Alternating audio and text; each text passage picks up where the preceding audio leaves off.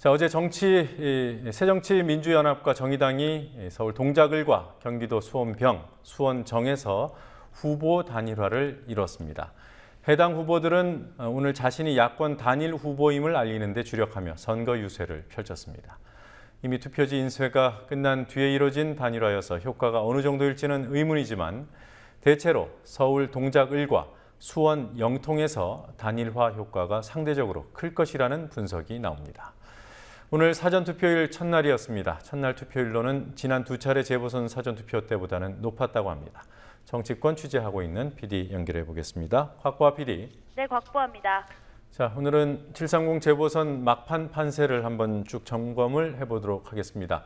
먼저 야권 후보 단일화가 이루어진 지역 상황 어땠습니까?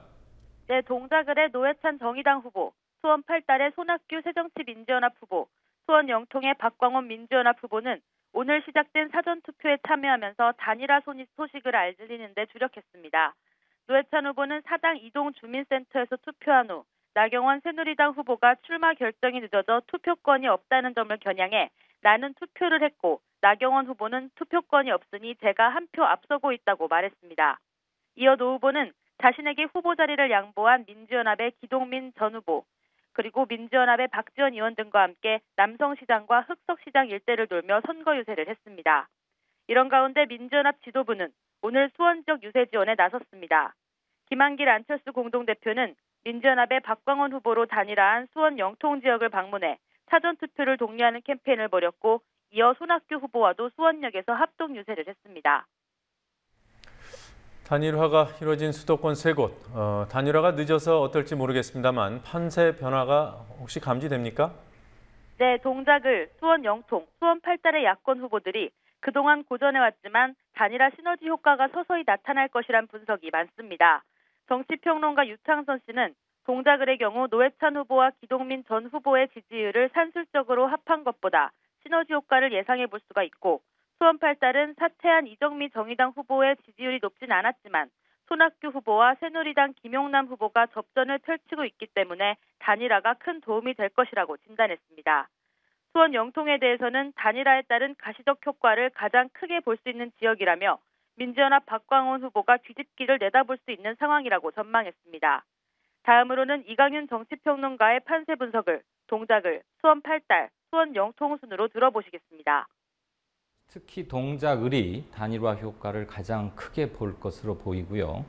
양당 대결, 양강 구도로 가면은 어차피 후보별로 수렴되게 마련인데 그 과정에서 3 내지 5%의 지지율은 더군다나 투표율이 높지 않은 것이 확실시되는 재보선에서는 결정적인 위력을 발휘할 수 있다고 봅니다. 손학규 후보와 새누리당 김영남 전 검사 후보가 맞붙고 있는 지역에서는 거기가 전통적으로 남경필 현 지사의 텃밭이었기 때문에 여당이 강세 지역이긴 합니다만 손학규라는 브랜드 파워가 또 있는 것이고요. 김영남 검사의 재산 등록 문제 이런 거에 이번에 후보 단일화까지 겹쳐지면 손 후보로서는 천군만마를 얻었다. 영통지구는 임태희 전 청와대 비서실장과 박광원 현 새정치민주연합의 대변인이 붙고 있는데 여기가 대단히 미세한 박빙 구도인 것이죠. 여기서 천호선 후보 역시 정의당의 대표로서 상당한 개인적 기반을 갖고 있는 후보이기 때문에 이게 합쳐서 시너지를 발휘한다면 선거 전에서 승패를 가를 분기점이 될 것이다. 이렇게 보입니다. 네, 그래도 부분적인 연대인데요. 이런 효과가 다른 지역까지 미칠 수 있겠습니까? 네, 후보 단일화가 다른 지역으로 파급 효과가 있을지에 대해서는 전문가들의 견해가 엇갈립니다. 고전하는 야권의 숨통을 틔워줄 수 있다는 분석이 있는 반면 단일화가 전국적인 이슈가 아니었던 만큼 다른 지역에는 영향을 미치지 않을 것이란 설명도 나왔습니다. 유창선 정치평론가와 이강윤 정치평론가의 분석을 차례대로 들어보시겠습니다. 새정치연합하고 정의당의 이제 단일화는 특히 그 수도권 지역에서는 좀 플러스 효과를 상당히 좀 주지 않겠는가 예상이 되네요. 그거는 단지 산술적인 그 합산 이상의 전반적인 좀 분위기를 좀 변화시킬 수 있는 그런 이제 계기가 될 수가 있기 때문에 아마 수도권 지역에서는 단일화 효과를 좀 보지 않겠는가 그렇게 예상을 합니다.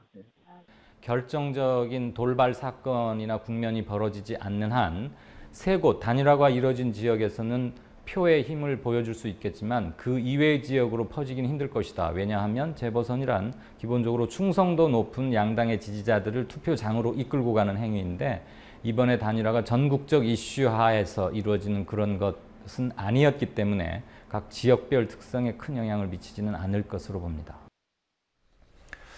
오늘 나온 대통령 지지율 조사 결과도 살펴보죠. 긍정평가가 최저치 동률을 기록했고 또 부정평가는 최고치가 나왔다고 합니다.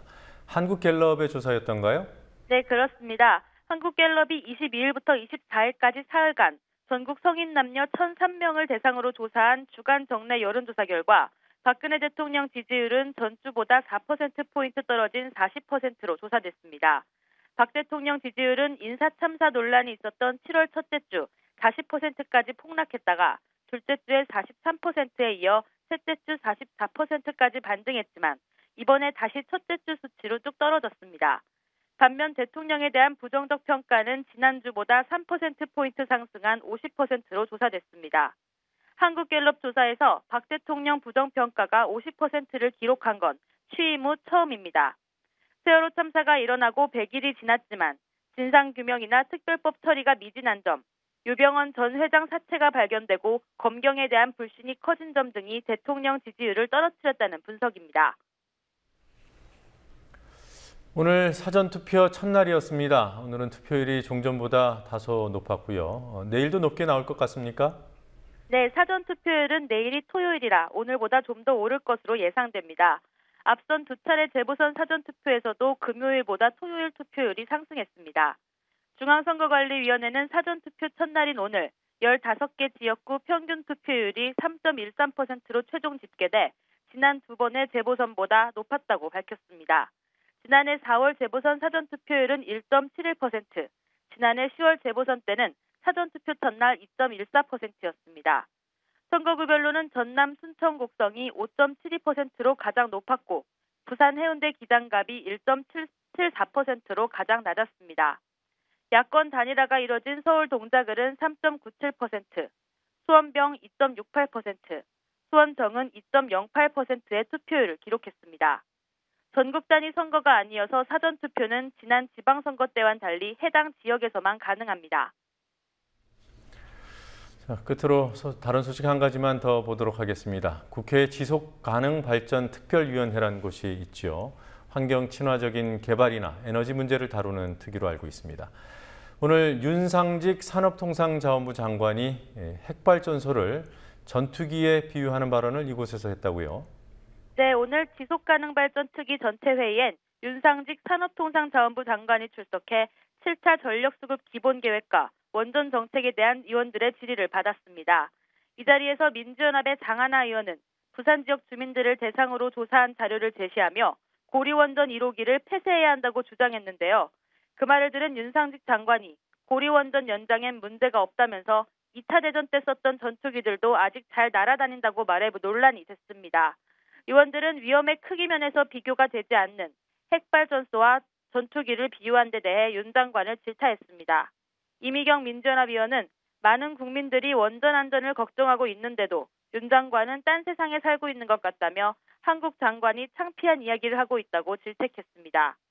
장하나 의원을 비롯해 민주연합의 김경엽, 최민희 의원들도 발언을 문제 삼자 결국 윤 장관은 정부가 원전 유지 보수를 잘하고 안전하게 운영하고 있다는 뜻일 뿐 다른 뜻은 아니었다고 한 발 물러났습니다. 지금까지 국민TV 뉴스 곽보아입니다.